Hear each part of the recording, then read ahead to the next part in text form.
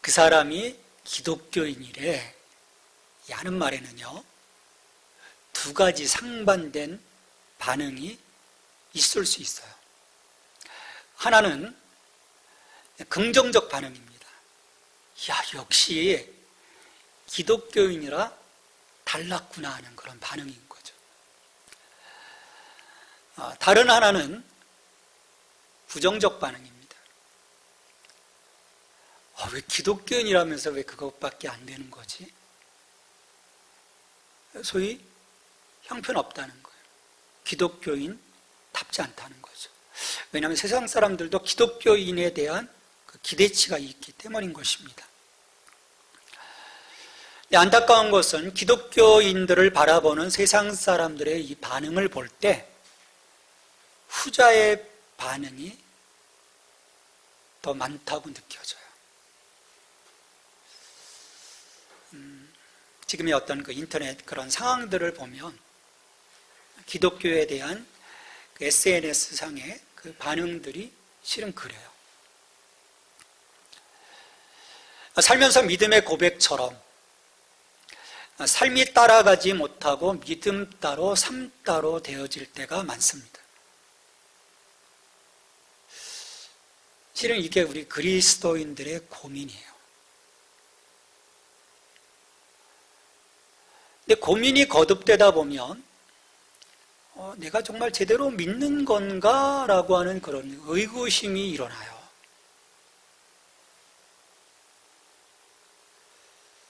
근데 이게 또 계속 반복되다 보면 그런 자기 자신이 용납이 안 되는 거예요.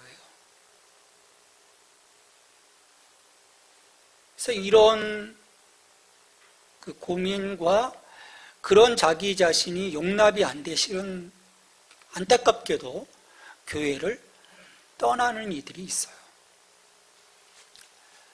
여러분, 이런 갈등은요, 두 가지 원인에서 기인한다라고 봐요. 하나는 구원받은 그리스도인이 어떻게 살아야 하는지를 제대로 알지 못해서입니다. 구원받았는데 어떻게 살아야 하는지 어떤 그 철저한 그 양육의 단계를 거치지 않은 거죠. 처음부터 교회 안에서 상세하게 믿음으로 사는 삶을 안내하며 양육하기보다는 이런 거죠. 야, 주님께 다 맡겨. 주님이 행해 주실 거야. 성령이 도와주시도록 기도해. 그런 말들을 하는 거예요. 근데 이 말에는 우리가 잘 몰라도 우리 주님께서 또 성령님께서 알아서 도와주실 거야 라고 하는 뉘앙스가 있는 거예요. 근데 여러분, 이거는요, 실은 무책임한 일이에요. 책임 전가입니다. 우리가 주님께 맡긴다라고 하는 것은 이런 의미가 아닌 거죠. 우리의 그 기본적인 것들을 감당해야 하는 것입니다. 우리가 기도할 때도 마찬가지죠. 어떤 그 나의 일들에 대해서 이야기할 때도 내가 할 수 있는 일들을 정말 최선을 다해서 성실하게 감당하면서 내가 할 수 없는 그 이상의 것들을 주님께 맡기는 것이죠. 의뢰하는 것이죠. 우리가 기본적인 어떤 그 신앙의 지식을 습득하는 일이 그래서 필요한 거예요. 나의 부르심이 뭔지, 또 그 부르심 앞에서 내가 어느 길을 가야 할 것인지에 대한 정확한 지식을 우리가 갖고 있어야 되는 거죠. 다른 하나는 그와 같은 그 믿음의 지식이 삶으로 흘러들어가 우리를 움직이는 원동력이 되어야만 이런 그 갈등이 그치게 될 것인데, 그 믿음의 지식이 삶으로 들어오는 것, 그게 차단되는 거예요. 들어오지 못하는 거예요.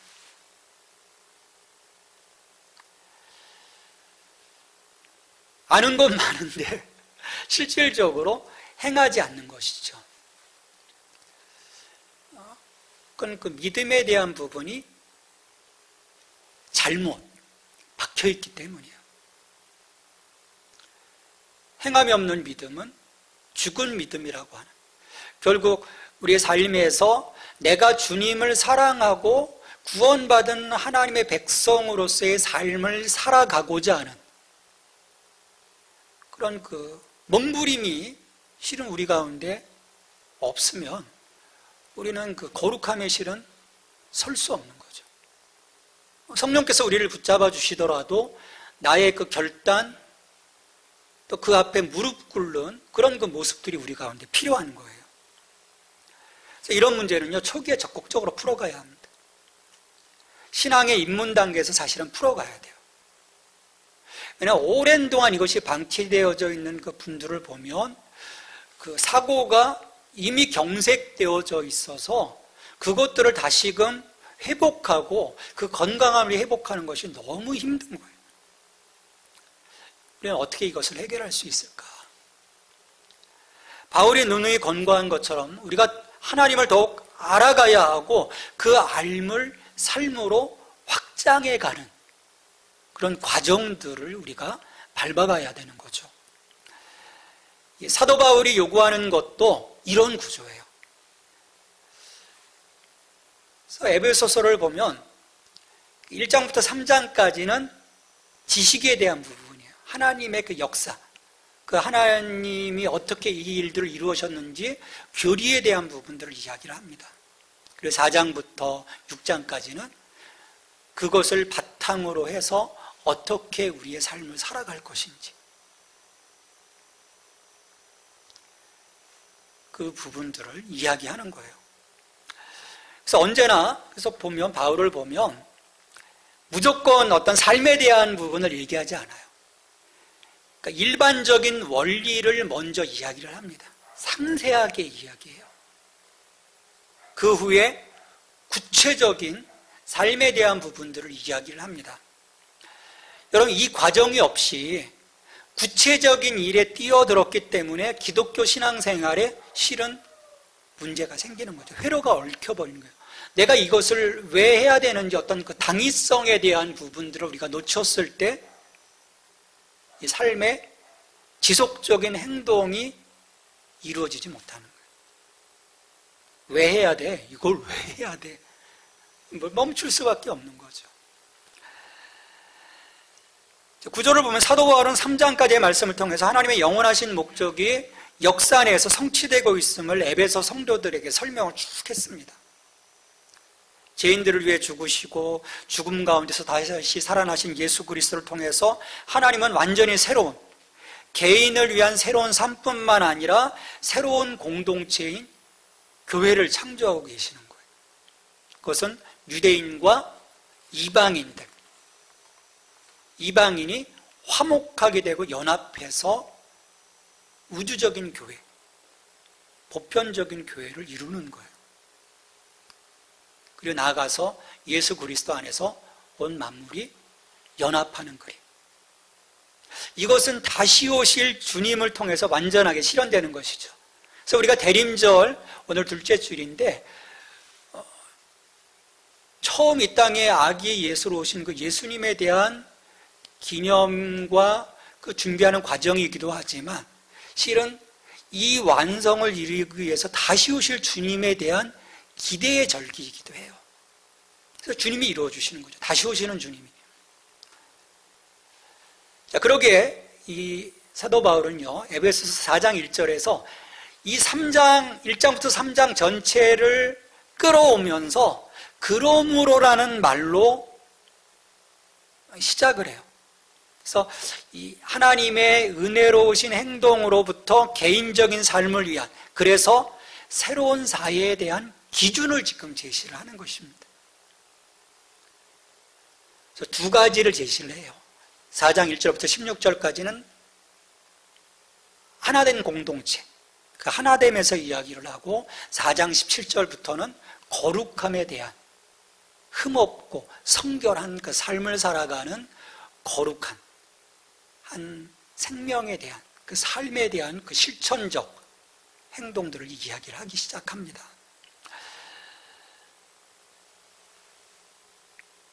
그러니까 이 4장 1절에서 말씀하고 있는 이 그러므로라고 하는 이 도입구는요, 그러니까 한 구절 한 구절, 1장부터 3장까지에 있는 한 구절 한 구절을 다 연결시킬 수 있는 거예요.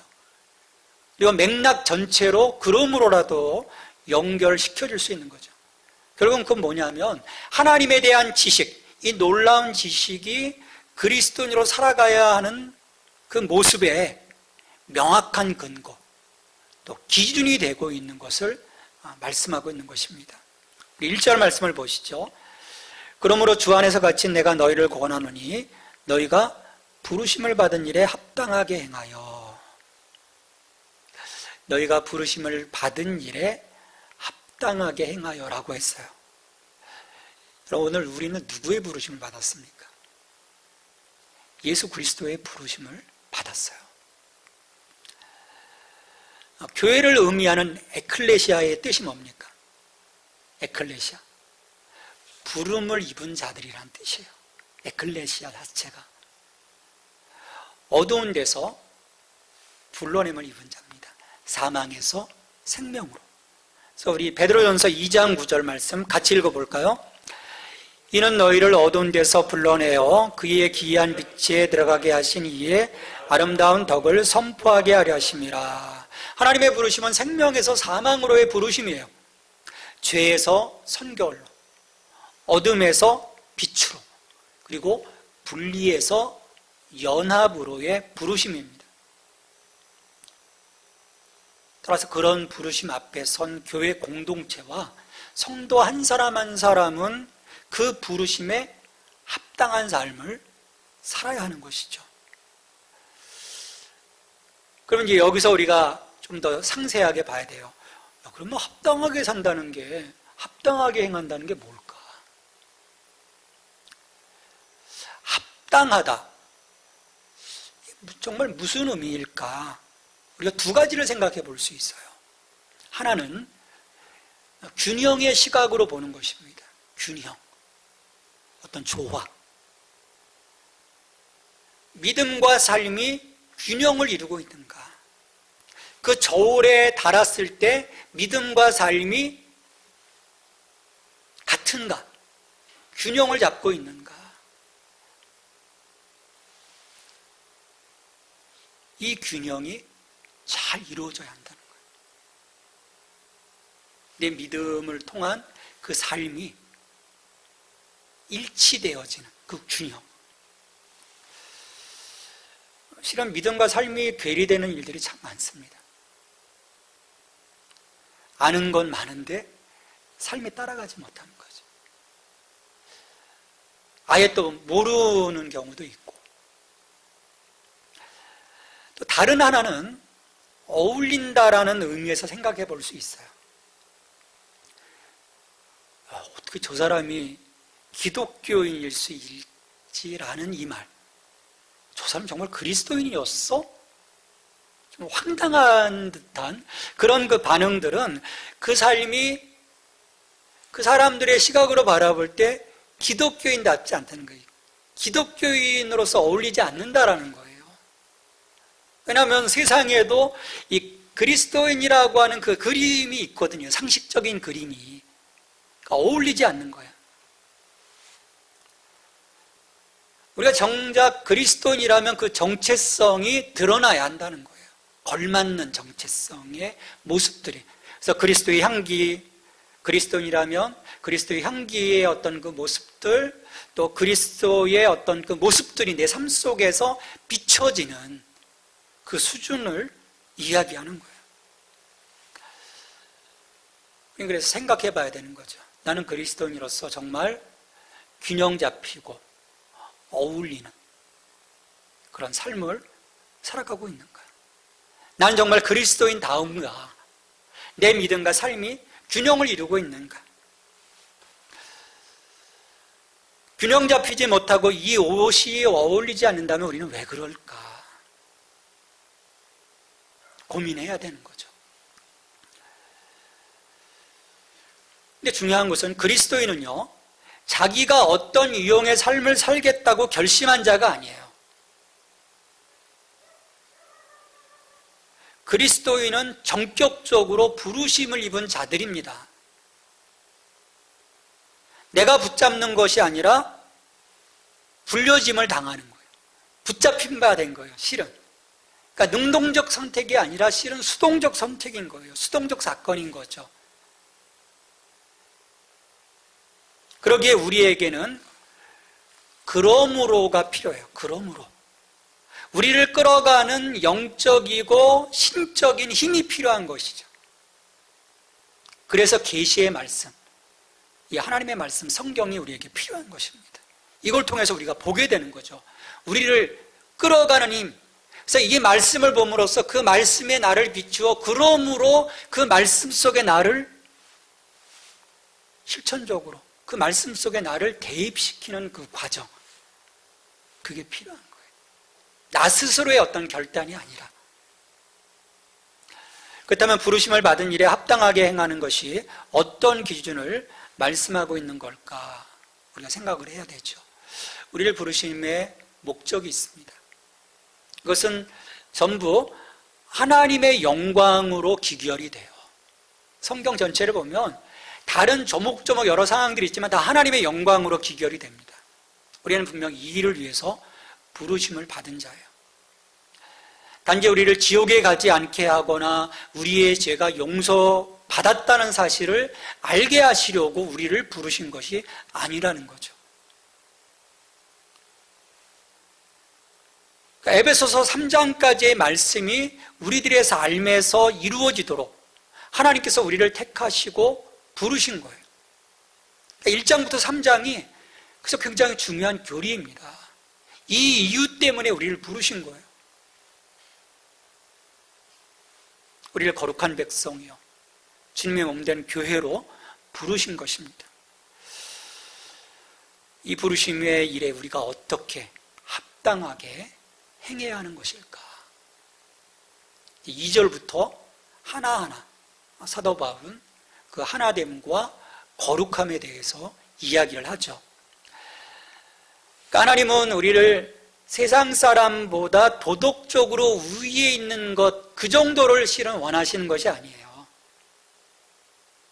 우리가 자꾸 도덕적이고 윤리적인 부분으로 가려고 하는데 아니에요. 도덕적으로 윤리적으로 볼 때 우리보다 더 훌륭한 사람들이 많아요.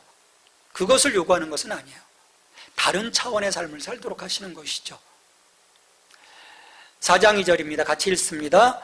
모든 겸손과 온유로 하고 오래 참음으로 사랑 가운데서 서로 용납하고. 자, 부르심을 받은 일에 합당하게 행하도록 하는 것은요, 우리가 신의 성품에 참여하는 것으로부터 시작될 수 있습니다. 바울은요 5가지 성품을 이야기합니다. 먼저 모든 겸손과 온유로 하고 말씀을 해요. 이 겸손과 온유는 우리 주님이 보여주신 성품이세요. 예수님은 자기의 모든 것을 다 내려놓으셨습니다. 주장하지 않으셨어요. 또 온유는 마냥 착하기만 한 것을 의미하지 않습니다. 내가 외유의 모습이에요. 지지만 실은 이기는 거예요. 이 온유의 모델을 바로 예수님이 보여주신 거죠. 그래서 어떤 상황에서든지 겸손과 온유로 행하고 거기에 오래 참음과 사랑을 더함으로써 서로를 용납하도록 하라. 2절에서 말씀을 합니다. 그 실은 우리도 하나님께로부터 이런 은혜를 입은 거죠. 하나님 우리를 용납하시고 사랑하셨기 때문에, 오래 참아주셨기 때문에 우리가 은혜를 입은 것 아닙니까? 만약 그렇지 않았다면 우리 하나님 심판 앞에 있을 수밖에 없는 거거든요. 우리를 굳이 부르실 이유가 없는 거예요. 다 끝내시면 되는 거예요. 근데 참아내시기 때문에, 사랑하시기 때문에, 용납하시기 때문에. 근데 그렇게 우리가 사랑과 용서를 받았어도 실은 우리가 다른 사람들을 용납하고 용서하는 것, 우리의 삶에서 쉽지는 않아요. 용서하지 못하고 그 일로 힘들어합니다. 근데 하나님은 말씀하시는 거예요. 우리로 하여금 먼저 참아내고 사랑함으로 서로 용납하기를 명령하십니다. 이 5가지 성품, 겸손, 온유, 오래 참음, 사랑, 용납, 이것은 우리로 하여금 균형 잡히고 조화로운 그리스도인으로 세워가는 것뿐만 아니라 모든 연합을 지속시키는 요소예요. 여러분, 교회가 깨어지는 일이 왜 생깁니까? 주님의 몸된 교회인데 주님이 파하시는 것이 아니거든요. 내가 겸손하지 못했고, 내가 온유하지 못했고, 내가 오래 참아내지 못했고, 내가 사랑하지 못했고, 내가 실은 용납하지 못했기 때문이에요.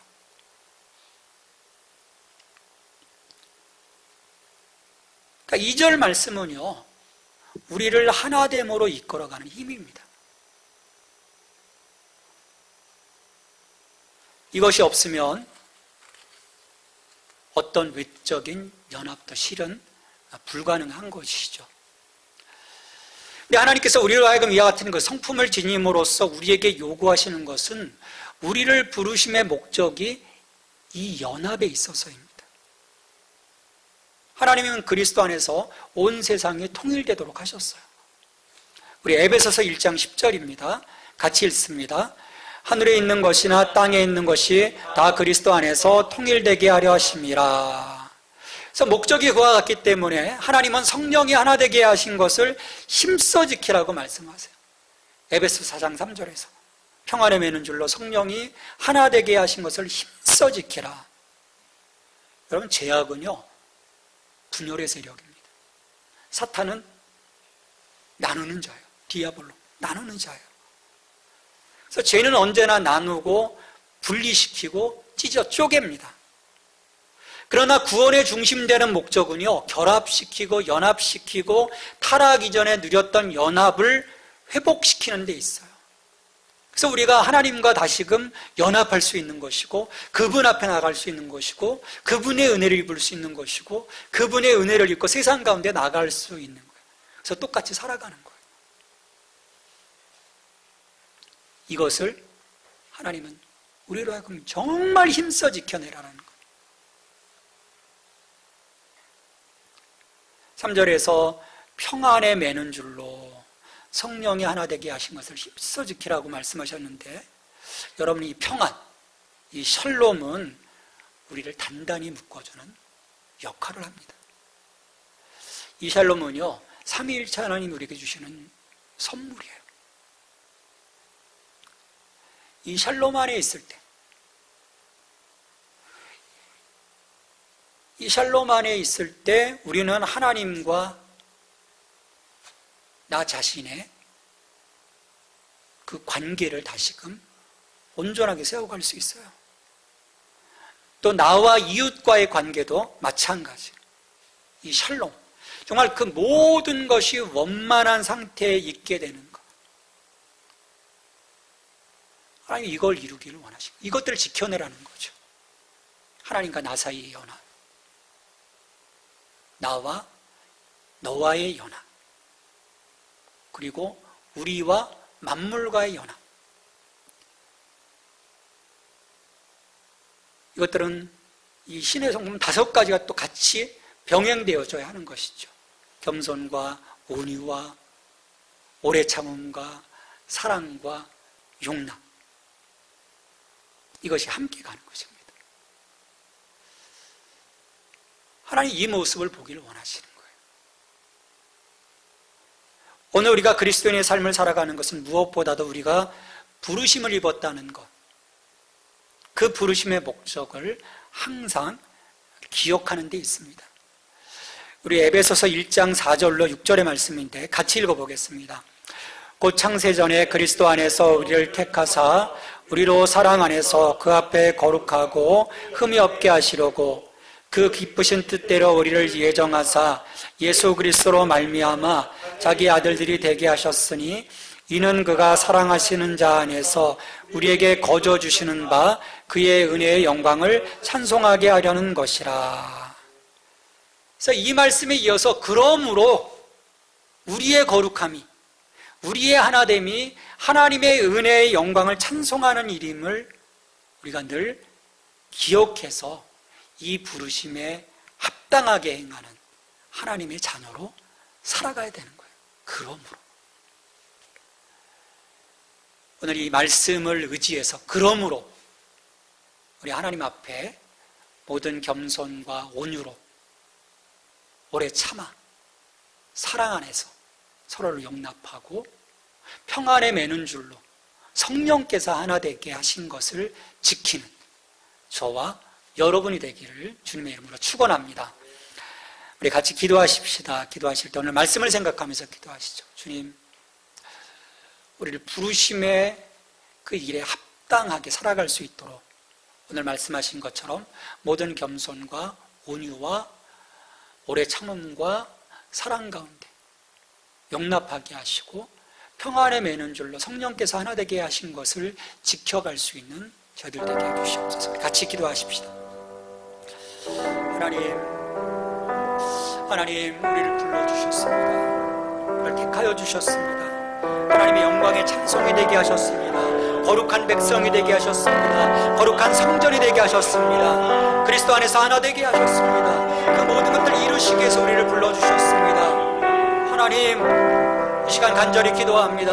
오늘 말씀하신 것처럼 모든 겸손과 온유로 오래 참아 사랑 가운데서 서로 용납할 수 있게 하여 주시고 평안에 매는 줄로 성령께서 하나 되게 하신 것을 힘써 지켜갈 수 있는, 그래서 하나님과 나 사이의 연합을, 또 나와 너와의 연합을, 또 우리와 또 이 온 세상 만물과의 그 아름다운 연합, 하나님께서 행하신 그 일들을 우리가 이뤄나갈 수 있도록, 다시금 지켜나갈 수 있도록 하나님 도와주시옵소서.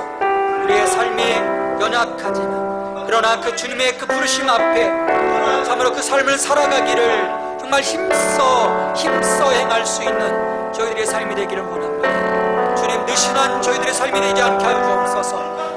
주님, 철저하게 무릎 꿇게 하여 주옵소서. 그리스도인다운 삶을 살아가게 하여 주옵소서. 오 주님, 하나님의 영광, 하나님의 기쁨이 될 수 있는 저희들이 될 수 있기를 원합니다. 하나님 도와주시옵소서. 하나님 도와주시옵소서.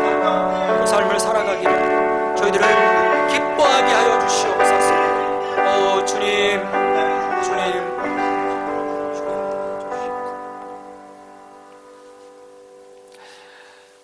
우리를 불러주셔서 참 감사합니다. 그래서 하나님의 가족이 되게 하시고 자녀가 되게 하시고 성전이 되게 하셨습니다.